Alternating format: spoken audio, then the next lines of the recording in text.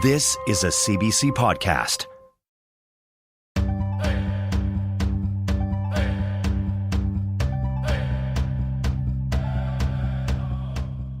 Tansei, Anine, Bonjour, Wache, and welcome.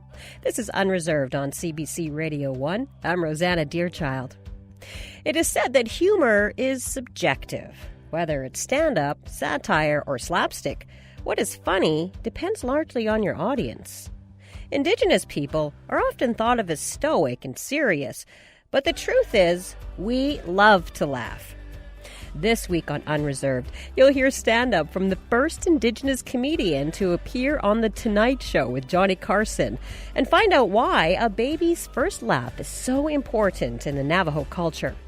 But first, the author of a brand new book called Bury My Heart at Chuck E. Cheese's.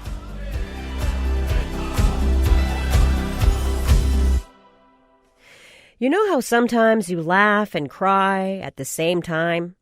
Well, that's what happened to me when I started reading my next guest's work. Tiffany Midge is the author of the recently published book, Bury My Heart at Chuck E. Cheese's.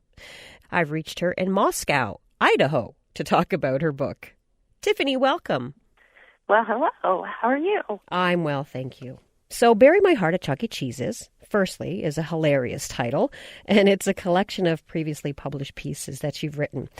The title of essays in your book read like jokes or even poetry, really. One essay is called An Open Letter to White Girls regarding pumpkin spice and cultural appropriation.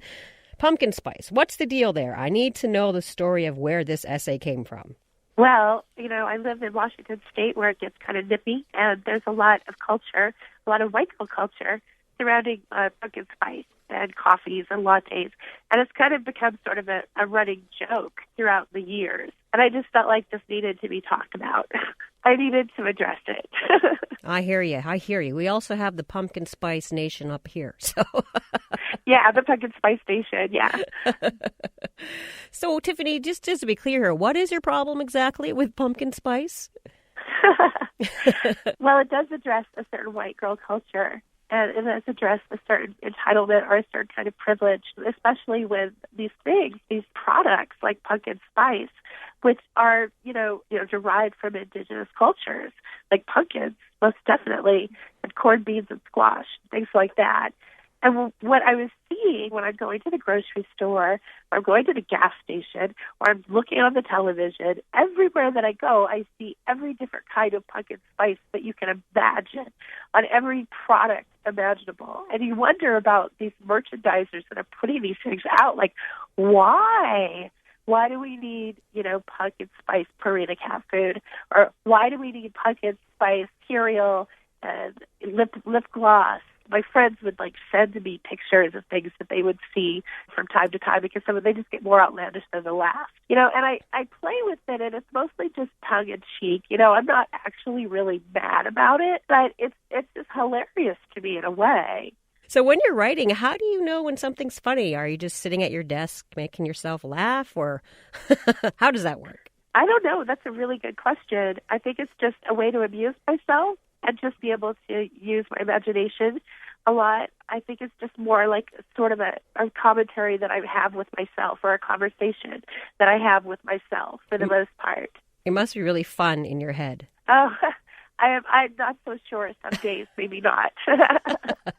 There's just so much irony and so much absurdity just in everyday living and everyday life. I just can't help but want to jot those things down. So in addition to writing humor, you're also a poet, and you think these two things are not necessarily related, but they are, because there's some similarities between the two genres, do you think? Yeah, definitely. I mean, I'm working on workshops on how to incorporate humor in poetry, and they are very similar. They both have, if you think about it, a lot of jokes have a metered scheme, the way that poems do. There's a rhythm to them and a tempo, and there's that punchline, which in a lot of poems, there's always that one, arresting line that makes people go, oh, or that arresting image that goes, oh, wow. Jokes work like that. I was hoping that you could read us some of your book, perhaps an excerpt. Someone had suggested that I read the title piece, Bury My Heart at Chuck E. Cheese's, and that seemed like a good idea. Okay, excellent. The day of my mother's funeral service, I separated myself from the rest of the grieving throng and hid out to the musician's belfry like tortured Quasimodo, my grief too hideous to expose. I peered down upon the mourners below, watched my aunt struggling with folding a star quilt, trying to contain it within the casket. The lid wouldn't close. The white pastor believed my mother's quilt was some sort of ancient Lakota ritual. He announced it with gravity and a sense of suspicious distance. Native flute music floated out from the speakers as my auntie struggled to close the lid, both furtively cramming the ends of the quilt into the casket, tucking my mother inside. One of them gestured exasperatingly to the other, and then they both started to laugh. That was author Tiffany Midge reading from her book, Bury My Heart at Chuck E. Cheese's. Now, there is a lot of humor in your book, but there's also a lot of vulnerability in your writing. How does it feel to put something so personal out into the world? Well, with humor, it's not going to be funny unless it is vulnerable. I think it's like one of the most vulnerable things that we can ever attempt to do. It's like to try to put jokes out into the world in one form or another on paper or within groups or even people that get up on stage and tell jokes. I mean, that is an incredibly frightening thing to be in the midst of, most definitely. So far as humor and hurt, they're just like two sides of the same coin. Things aren't funny sometimes unless they do hurt, if that makes any sense. Mm-hmm. Recently, you were the poet laureate of Moscow, Idaho. But I understand that you'd like to be a writer in residence in a very specific location in Seattle. Well, for sure. I just keep putting that out there in all of my bios, Seattle Space Needle. I think that would be a wonderful poet residence. They had a poet residence at manning one of the drawbridges in Seattle. That was an actual residency. And I need to keep putting that out there, or at least, contact the arts people in Seattle and tell them that I need a residency in the Space Needle. I think that would be fabulous. What? Why? If you could have it in a drawbridge, then it most definitely would be fantastic to be in a Space Needle. I think it would draw tons of attention to the arts and poetry. Because people would go, what? Why is there a poet up in the Space Needle? She's up there twice a week writing. Oh, my God. There's a picture for you. I hope someday to speak with you from the Space Needle in Seattle, Tiffany. Oh, me too. Me too. Thank you so much for your time today and the LOLs. Yeah. Thank you. Tiffany Midge is a member of the Standing Rock Zoo, and she's the author of Bury My Heart at Chuck E. Cheese's. This is Unreserved on CBC Radio 1, Sirius XM 169, and Native Voice 1. I'm Rosanna Deerchild, talking all about comedy on the show today and listening to some stand-up. Howie Miller has been making people laugh for more than 20 years. The Cree comic has spent a lot of his time touring around Canada, which has supplied him with a lot of material for his observational humor. He hosted the Treaty One and Only Indigenous Showcase at the 2019 Winnipeg Comedy Festival. Here's a clip of him talking about the first time he learned about Native karaoke. Here's something about Indigenous people I don't think anybody knows about. Karaoke is a weird thing. My first time doing karaoke, an all-native karaoke, was a couple years ago. I went to this tiny town in northern Alberta. I had an off night. My hotel, post office, and restaurant and bar was all in the same building. So I remember it was Wednesday, very dead night, but all of a sudden there's a commotion downstairs. It's 8 o'clock. I go, what's going on? I open the door, Indians. Wall to wall. And not like feather, not dot Indians. These are bush Indians. 200, and so many, even I was scared. I walk in, I'm holy shit, look at all the Indians. Oh, I got my card. I'm okay. I got my card. Woo. So I'm having a burger in the back. Turns out it's karaoke night. I'd never been to an all-native karaoke. Here's what you have to look forward to. All the performers, all the singers, I did not know this, that all the singers, including the women, could sing exactly like Elvis Presley. I had no idea. The first singer comes up, he's like, hey everybody, my name's Albert. I'm going to sing a song for my wife in the back, eh? She's not really my wife. We just like to mess around.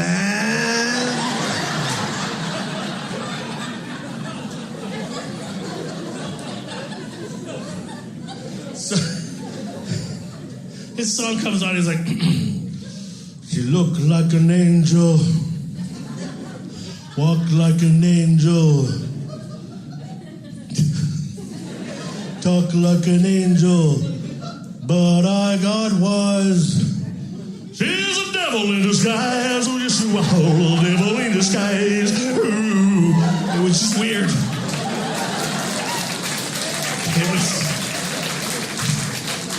Because the funny part came at the end, right? Because he's singing, the funniest at the end, he's like, you're the devil in disguise.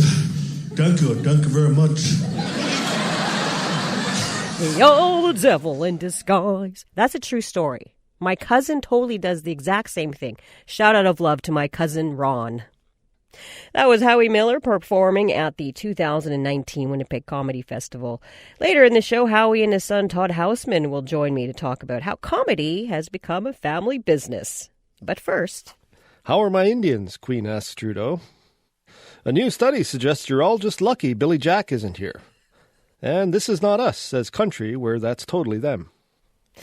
That's Tim Fontaine reading some of the headlines from the satirical website Walking Eagle News. Tim is a former journalist turned editor and grand chief of Walking Eagle News.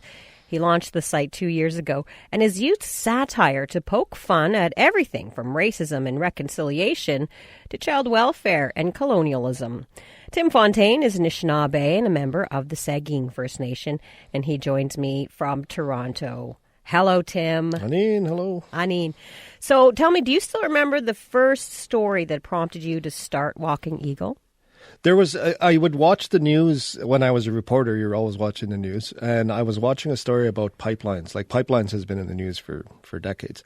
And it always seemed to me that they were always going through Indigenous land, no matter what. It just seems like you never hear of it like it's going to go through Brandon or something like that. It's always like, oh, no, we're going to go through this res. And so I had made this joke over the years that they're finally going to make a pipeline that goes through every single Indigenous community in the country, First Nations, Inuit, and Métis. That was probably the sort of like the genesis of Walking Eagle News. Was I wrote it exactly like a news story. This joke, and that's the headline: is proposed new pipeline will cross through every single Indigenous community in the country. And so that was probably the first one that I wrote. It wasn't the first one that I published, but that was the one that made me think I could probably do something with these. Yeah. Now, as we heard at the top of the show, you did recite some of your headlines. But looking back over the last 2 years, you've been posting these satirical articles. What's been your most popular? The most popular is the one about the Queen asking Trudeau how her Indians are doing. And it's one that's, like a lot of them are strangely plausible, like as ridiculous as they sound. There's something in there that makes people think, did she actually say that? Or they actually say, oh, I can't believe she said that, even like believing that she actually said it. So that one is probably the most popular one of all of the stories that I've written. And it's one that gets shared the most still. What about the most controversial story? Any of the ones that do with racism. I mean, there was one. There's some that I hate saying this because Real News says this all the time. Sparks Debate is one about all white panel discusses whether something is racist. And that one gets a lot of people, well, whatever, like people taking both sides on that one. Any of the ones about racism usually get a lot of people sort of riled up. Are there some topics that you won't cover?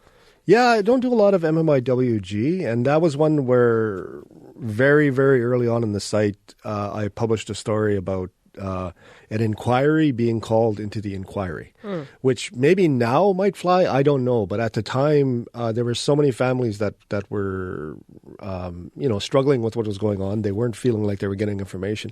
And then the story comes out that's written just like a news story. And I think some of the families believed it. At least that was what people told me. And so I just pulled it and apologized.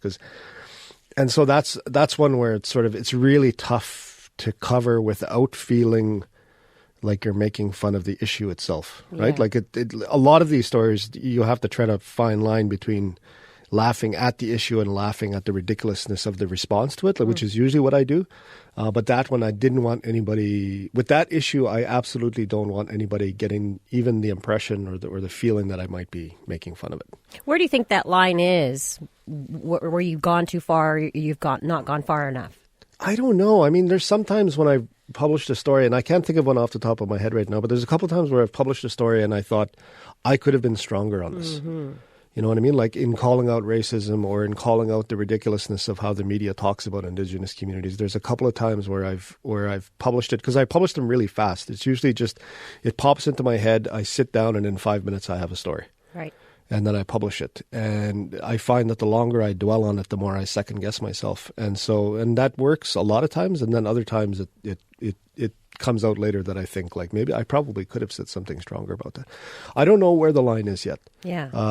I don't think I've crossed it, although it's funny. Like, people think satire is the same as comedy, and I don't think it always is. Satire doesn't always have to be funny. Mm-hmm. Like, it doesn't always have to make you laugh. I think sometimes it can make you groan, and a lot of my stories do that. And a lot of my stories make you feel uncomfortable, and I think that's fine as well. And so... you know, the gauge is different. It's not like every single one is getting a laugh. I think a lot of them are just sort of like, woo, you know. So sometimes it's not ha ha funny. It's like ha ha ooh. Yeah. There's a lot of that, and I think that's sort of becoming my brand. That's a new headline. Yeah, yes, yeah. Ha ha ooh, says Indigenous Canada. Indigenous Canada, yeah. Which is true. I mean, and that's there's a lot of that, right? Like, because I mean, the thing about Walking Eagle News is, I've been thinking more and more about its roots and where it came from and where that sense of humor came from. And I think a lot of it is like sitting around with my brothers and my sisters, watching the news when we were kids and parodying it as it's happening, mm-hmm. right? Like sitting there and putting voices on the reporters, or, you know, like doing bad voiceovers, or imagining scenarios where the news would go, right? I mean, I remember one of my older brothers, he could parrot a reporter like crazy, and he was just this big Nietzsche guy, and he would be like, you know, Monty Fontaine, CBC News, Duck Bay, you know, like, and he would just do it so perfectly, and it was, but yet just exaggerated enough that it's really, really funny, right? And so that was always in me, I think, as like, the news is funny. It can be very funny, but it can also be, you can say things with that voice that strangely make people listen, right? Yeah. So for a long time, Indigenous issues, as you know, were largely ignored or misinterpreted by the media, let alone featured in mainstream comedy, until we saw this clip recently. I'm going to play you this clip from the Baroness Von sketch show. Here's what happened when that sketch show decided to take on land acknowledgements. Before we begin this evening's performance, we would like to acknowledge that this theater stands on territory of the Anishinaabe, the Haudenosaunee, the Huron-Wendat, and the Petun First Nations. We are also mindful of broken covenants and the need to make right with all our relations. And now, please enjoy the show. Sorry. Hello. Sorry. Excuse me. Should we go? Excuse me? No, I just mean if we're on someone else's land, shouldn't we leave?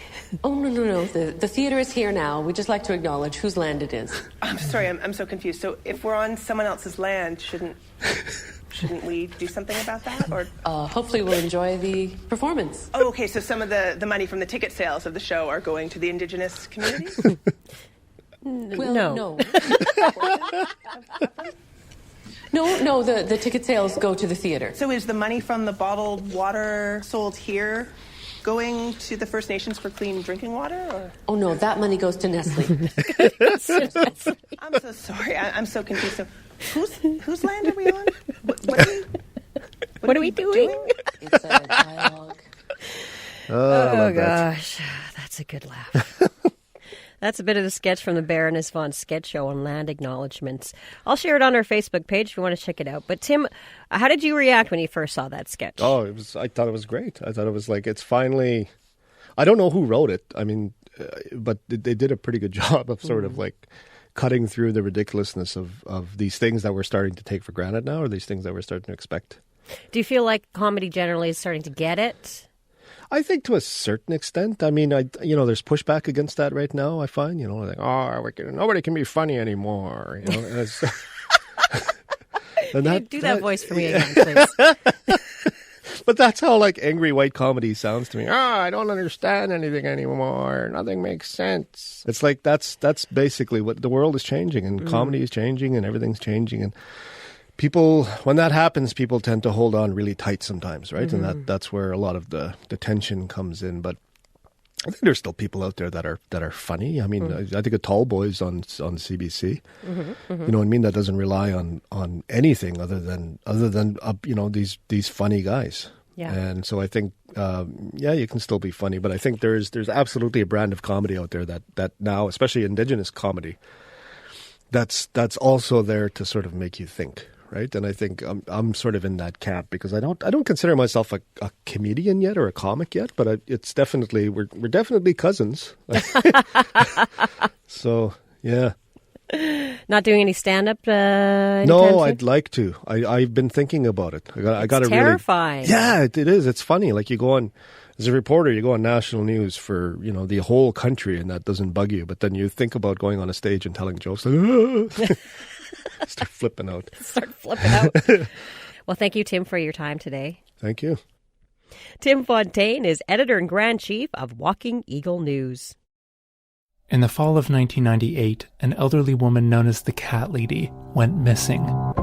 She had a very distinctive silhouette and very recognizable when you'd see her walking into town. A handkerchief on her hair, long overcoat, like somebody that lived on the street. All police could find were her 30 cats shot dead. I always knew something had happened to her. To just vanish like that. Uncover the Cat Lady case from CBC Podcasts. This is Unreserved on CBC Radio 1, Sirius XM 169, and Native Voice 1. I'm Rosanna Deerchild. Charlie Hill was a legend on the stand-up comedy circuit. Almost every Indigenous comedian will cite Hill as their inspiration, their motivation, and aspiration. And even though he passed on in 2013, the laughter he created lives on.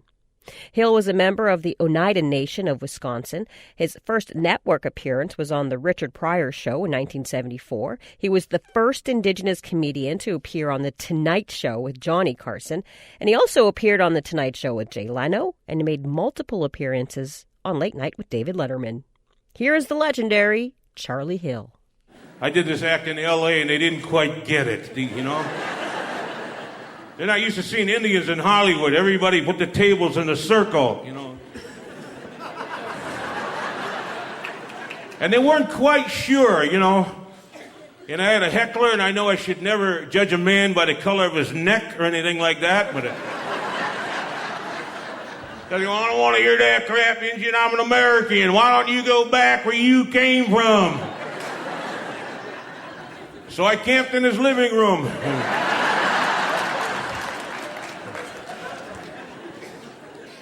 Last week I was in Washington, D.C. Did a show for members of the American Indian Republican Party. 3 of the nicest gentlemen I ever met in my life. And then coming out here to Canada, every time I go to the airport, I get searched. And I resent that being native. Where's an Indian going to hijack a plane anyway? Take me to Hobima,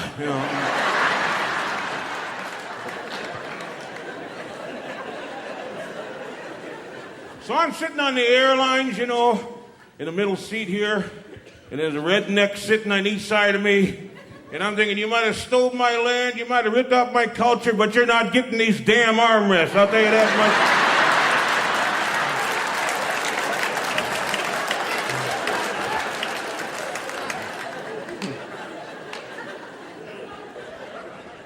What Indian nations do we have here tonight? On the count of 3, everybody yell out your nation, okay? 1, 2, 3. Fantastic, just what I thought. I heard somebody out there going, wannabe.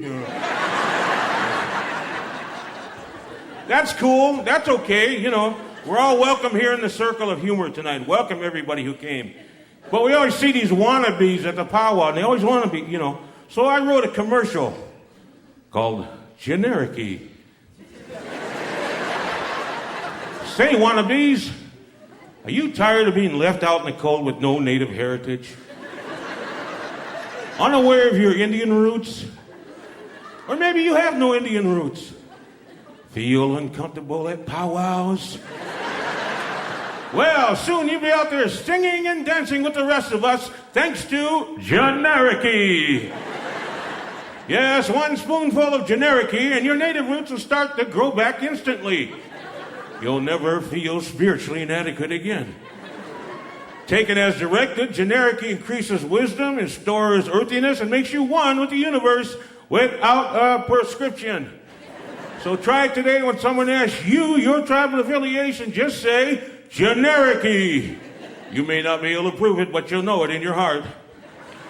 Caution, side effects may include suicide, poverty, disease, religious persecution, and general loss of land. Recorded at the Winnipeg Comedy Festival's Welcome to Turtle Island showcase in 2005, that was Charlie Hill. This is Unreserved on CBC Radio 1, Sirius XM 169, and Native Voice 1. I'm Rosanna Deerchild, talking all about laughter, comedy, and silliness on the show today. Do you remember your first laugh? Well, you probably don't, but my next guest remembers her niece's because she was responsible for it. Jacqueline Russell is Navajo, and she was in charge of her niece's first laugh ceremony. I've reached her in Santa Fe, New Mexico. Welcome, Jacqueline. Yeah, it's good to be here. Now, before we get to your niece's first laugh, can you tell me why the first laugh is so important in Navajo culture? Yeah, so the first laugh is really the way that we begin as Dene people welcoming the child into our lives and our community and our world. And it's said that the first laugh is a sacred breath and moment. Mm-hmm. So take me back to your niece's first laugh. Set the scene for me and tell me what happened. Yeah, so I was fondly playing and just excited with like the arrival of my niece. Like she had been in our lives at that point for probably about 5 going on 6 weeks. And my brother and sister-in-law were napping as like new parents need to. I've now come to understand. And so my niece was on my lap, and I don't know exactly what I said, but all of a sudden I remember her laughing, and her laugh was this really cute little sporadic giggle, and I was like, huh? Like that. And I was just so taken aback and so surprised that she laughed for me. Aww. How did your family respond when you told them that your niece had laughed? So I sat there because it was just my niece and I for a while, and I waited till my brother and sister-in-law woke up. I said, well, guess what? Angela laughed for me. And their eyes were so big and really in disbelief. And they're like, are you sure? Are you serious? What did it sound like? And so then I said, yes, I'm serious. I'm sure. And it sounded like, hoo. And then we had to activate the Navajo phone tree. And so we called my dad, and I told him the exact same thing. And he asked me what it sounded like. And I said, hoo. And then I called my mom, and she asked me. That never gets old, Jacqueline. That never gets old. It was so funny. And it's even as I'm reenacting it now, that laugh just stays in my heart. And that was the way that we told our family that Angela had laughed. So let's get to the ceremony. What's involved in a first laugh ceremony? Yeah, so the ceremony itself is one that is really simple but very significant in that the person who makes the baby laugh is the person who's responsible for cooking a dinner for the baby and then also for the family. And we provided a really beautiful meal, and the significant piece of the actual dinner is actually providing rock salt. So this unrefined salt that is given to all of the guests. And that's very important that they eat that first, because it's a reminder to everyone of our first meal in this world as Dene people. And so this whole ceremony is really meant to show the baby how we're supposed to be as Dene, as very generous people, that we are to be hospitable, and that no matter what, through the providing of each other with good food and each other's company, that we will live in abundance. I understand there's also a gift of turquoise involved. What is the significance of that? Yeah.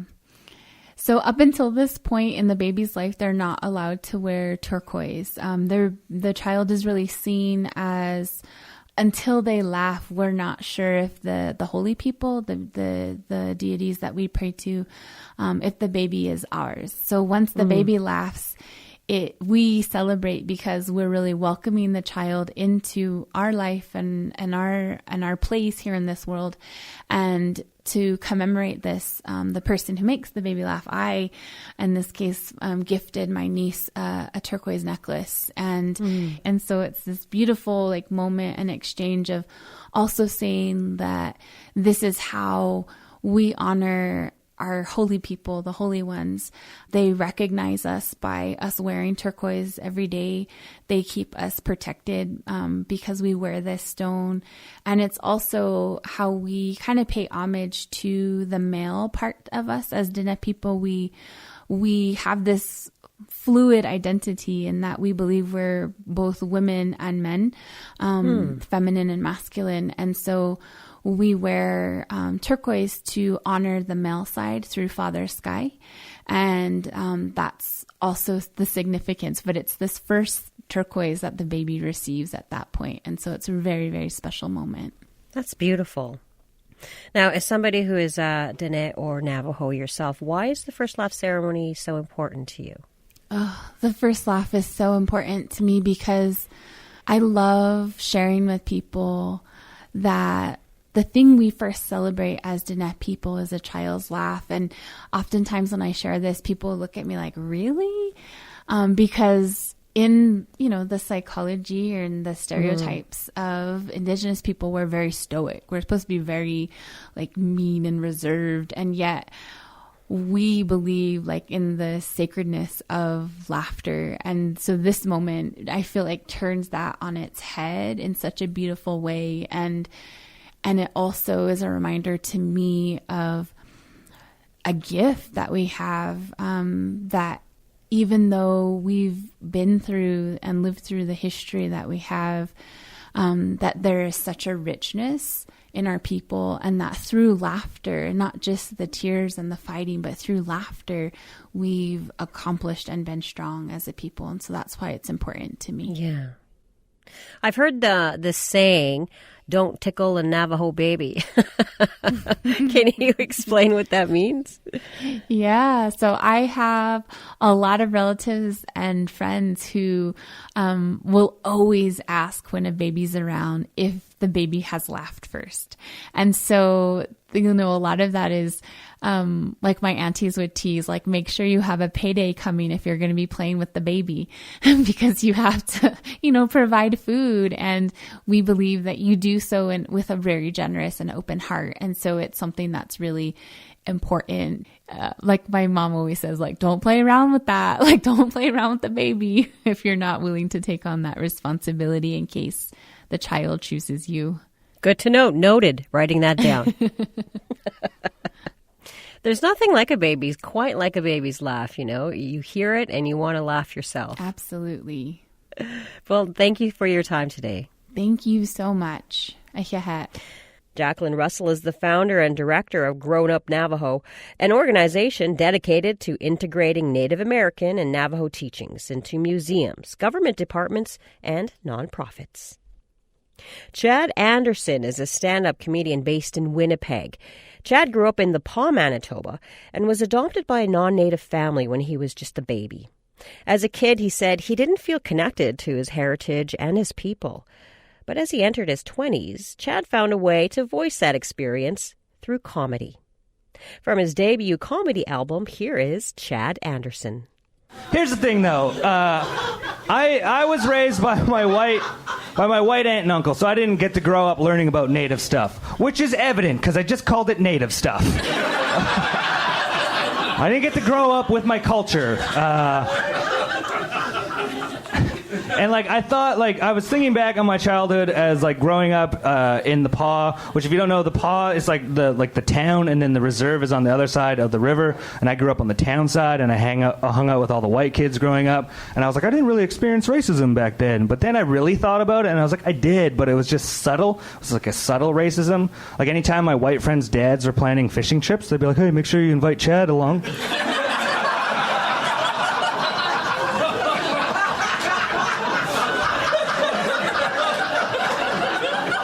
Tell him to bring a status card also.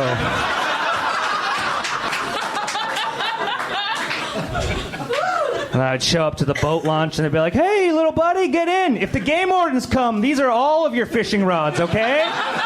Okay, cool. Hey, maybe while we're at it, little guy, you could show us some hunting trails afterwards. And I'm like, I don't know who you think I am, but I'm whiter than you, sir. I watched Roseanne and Home Improvement last night. From his new comedy album, Live from Wee Johnny's, that was Chad Anderson and a track called Fishing Privilege. This is Unreserved on CBC Radio 1, Sirius XM 169 and Native Voice 1. I'm Rosanna Deerchild. Howie Miller's career as a comedian has spanned TV shows, writing gigs, and stand-up tours across Canada. And all that work is rubbing off on his sons. 3 of them work in the industry. One of his sons, Todd Houseman, is half the sketch comedy duo Folklords. Their comedy styles might be different, but they both draw from their experiences from an Indigenous perspective. Howie and Todd are Cree from the Edmonton area. Howie joins us from Edmonton, and Todd joins us from Montreal. Welcome to Unreserved, you two. Thank you. It's great to be here. Thanks. It's wonderful to be here. Wow. I feel like a row sandwich right now with one of you in Montreal and the other one in Edmonton. So let's start with Todd. Todd, was comedy a constant presence in your house as you were growing up? What do you remember? Yeah, I mean, having a comedian as a dad is certainly influences a lot of your comedic timing and things like that growing up.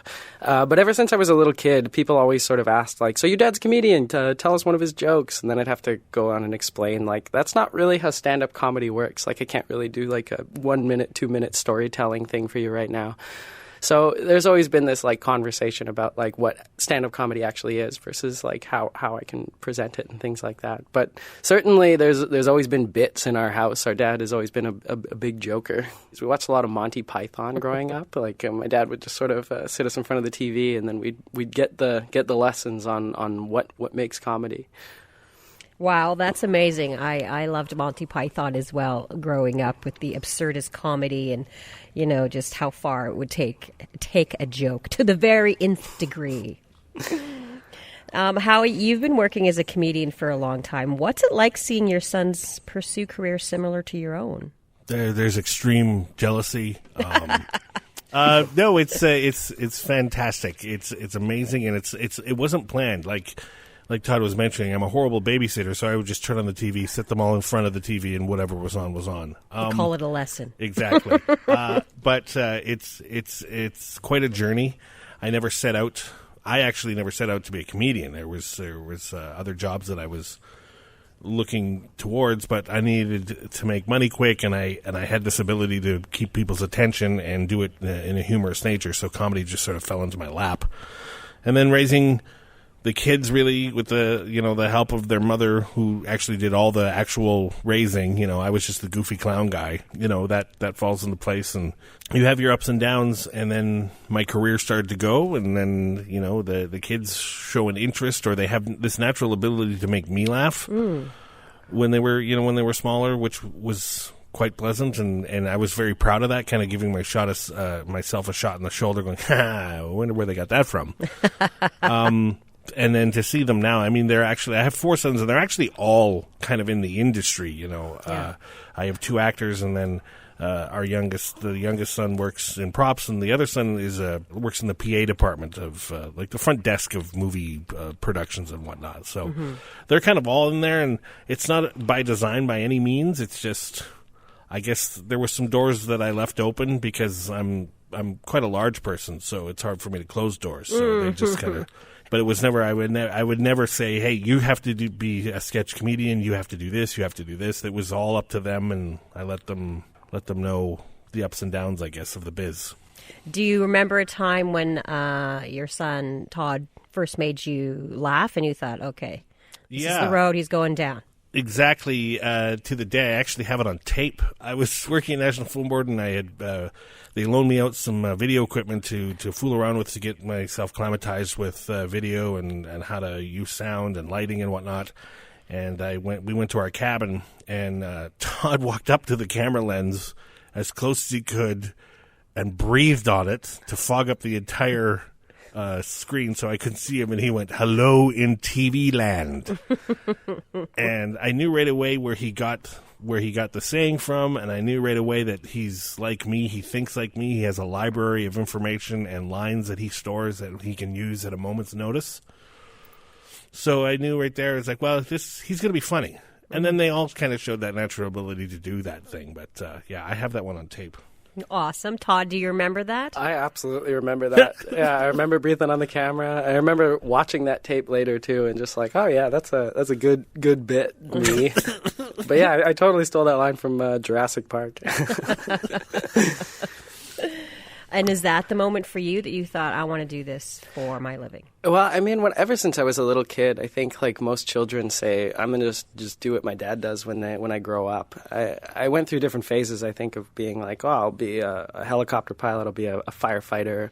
But I sort of like found my way to comedy through improv. In high school, I started doing improv and competing in an improv competition, a high school-wide competition, and joined a team, and then that sort of really started shifting me more towards performative comedy. But I've always been pretty funny. I've always been a bit of a class clown, bit of a joker with all my friends. Mm-hmm. So as I mentioned, Folklords is your sketch comedy show that can often take pretty abrupt turns. Howie, you've appeared on Folklords, and I want to play you a clip from that scene. It's about a business meeting that takes a real trip. But if we're not synergizing our portfolios, how can we remain competitive? We need the courage to innovate quarterly, not just annually. Okay. I think what we all need is a break.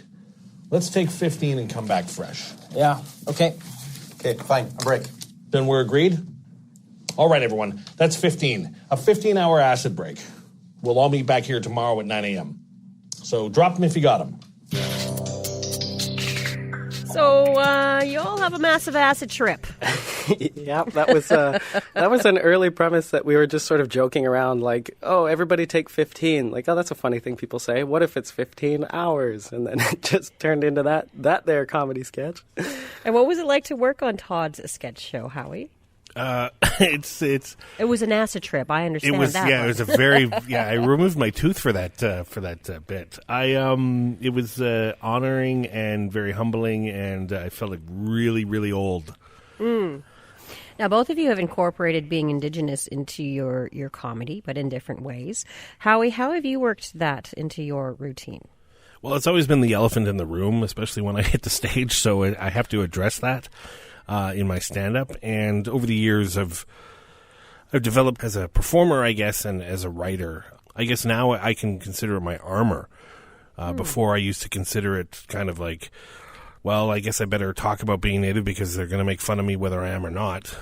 Now it's more of a pride thing where it's like, damn rights I'm Indigenous and I'm proud of it, and here's what we're going through, and I'm going to put a funny spin on it, and you're going to laugh, and hopefully I'll educate you a little bit. So, I mean, that's where I have. I mean, I'm always growing as a person anyways. I think we always are. We're always trying to learn. And thanks to my kids, I get to, my worldview is more broad now because they're so passionate about what they're doing, and rather than, just being a stubborn old man, it's like, well, no, I want to see their point of view as well, and I want to grow as a person. So that's what I guess that's where I am. And Todd? Yeah, I think I've always wanted to involve my culture in my comedy in some way, and I think my journey towards that was coming from a place of isolation, or I think, being the only Indigenous person in the room for so much of my life, I think really informs how you operate in the world. So there's this desire to reconnect to our culture, and then also to subvert people's expectations of it. I think like what I try to do with a lot of my comedy is reverse the perspective on what people think with more like colonial ideas or racist ideas, or bringing them to light in a way that flips the perspective so that you're you're on the receiving end of these sort of assumptions. And I think it's coming from a place of feeling frustrated and angry, but as opposed to swinging my fists, I'm swinging my jokes around, and I'd rather use comedy as a healing tool.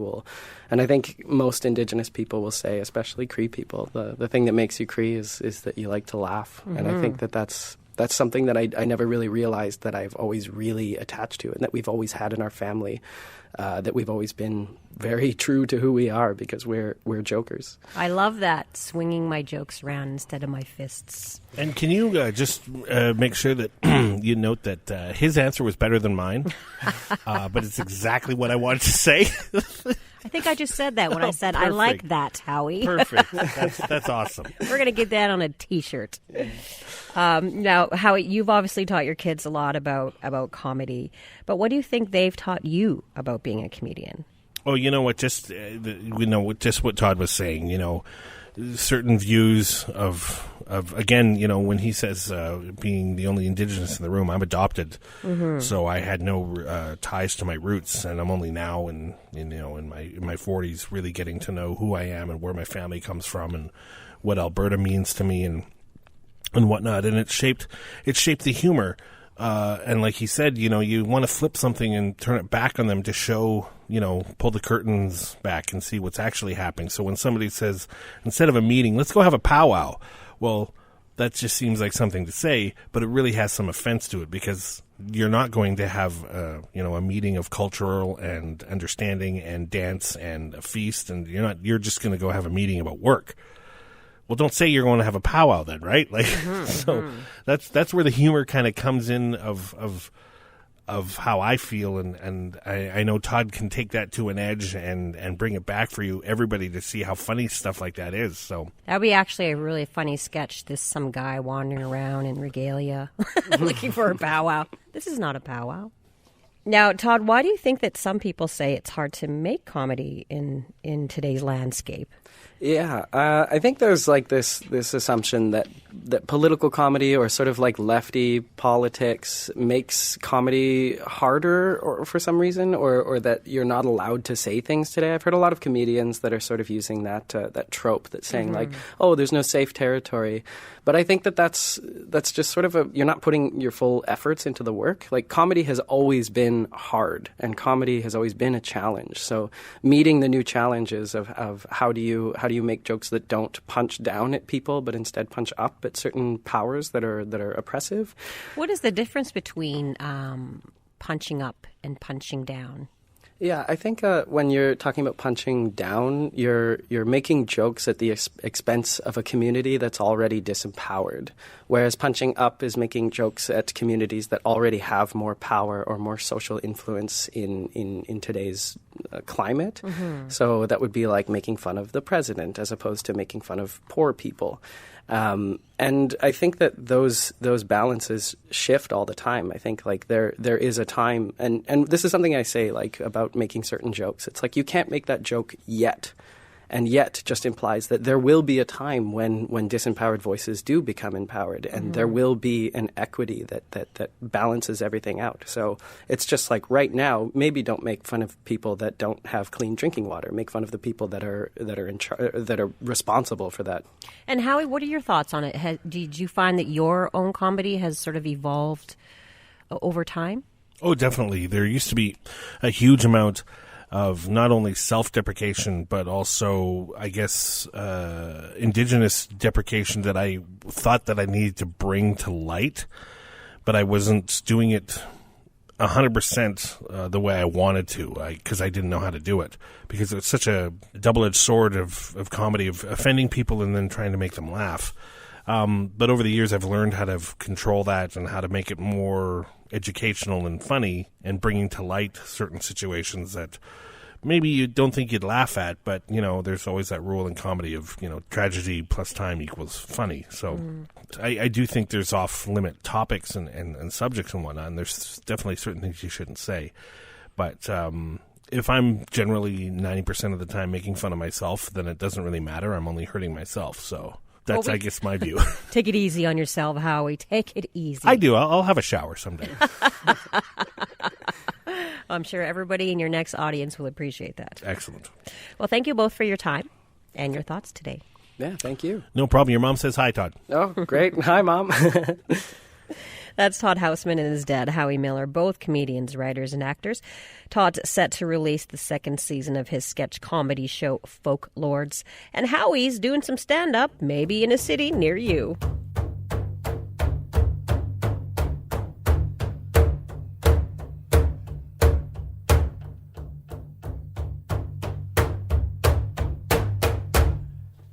This is Unreserved on CBC Radio 1, Sirius XM 169 and Native Voice 1. I'm Rosanna Deerchild, laughing out loud like your favorite auntie at the family barbecue. Tatanka Means is an actor and comedian from Chinle, Arizona. He flew all the way up from sunny Arizona to Winnipeg for the Winnipeg Comedy Festival last year, and he flew there on a special airline. Good to be here tonight. It's crazy. I flew in just today, man, a couple hours ago. Man, flew in on our own airlines. Got our own now, Native Air. One person happy about it, all right? Everybody else looking at what? Don't even believe it ourselves. We got one plane now, man. We're commercial. One right now. We're humble. Just keeping it humble, Got one plane. Air Canada, who bought one of their planes, just put Native on top. Native Air. Keeping it real, too, We got our own boarding system. They got diamond, gold, silver, whatever, medallion. We got our own. All right, we're going to start boarding here pretty soon. Let's get our elders up there. Golden Age. Go on up, Ella. Golden Age. Let's get our tiny tots up there. Tiny tots. What else we got? Single moms. Any single moms? Anybody wearing beadwork, just go ahead and get on now.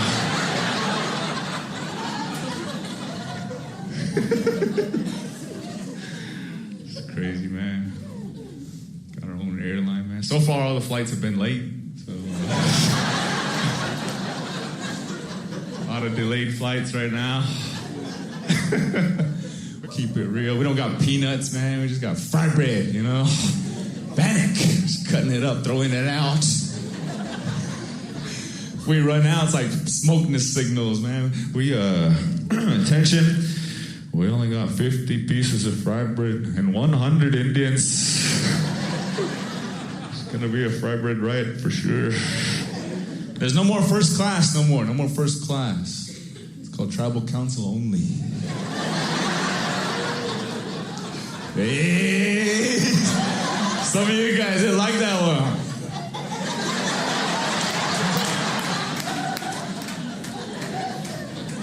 Got off the plane today. Went up to the rental car counter. I was walking up, and then a person's like, "You got a reservation?"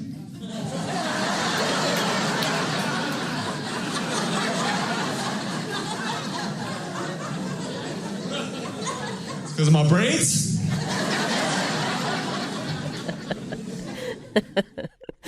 That was Tatanka Means at the Treaty 1 and Only Indigenous Showcase. Special thanks to the Winnipeg Comedy Festival and Comedy Records for sharing those sets with us. That's it for this week's episode of Unreserved. We'll be back in this radio space next week for more community culture and conversation. If you want to learn more or share any of the stories you heard on the show today, you can find them on our website, cbc.ca/unreserved. This episode was produced by Stephanie Cram, Kyle Musica, Zoe Tennant, and Anna Lazowski. If you want to get in touch with us, you can email us at unreserved@cbc.ca or find us on Facebook and Twitter. I'm your favorite cousin, Rosanna Deerchild, coming at you from Winnipeg in Treaty 1 territory. Thank you for listening to Unreserved on CBC Radio 1. Agosay.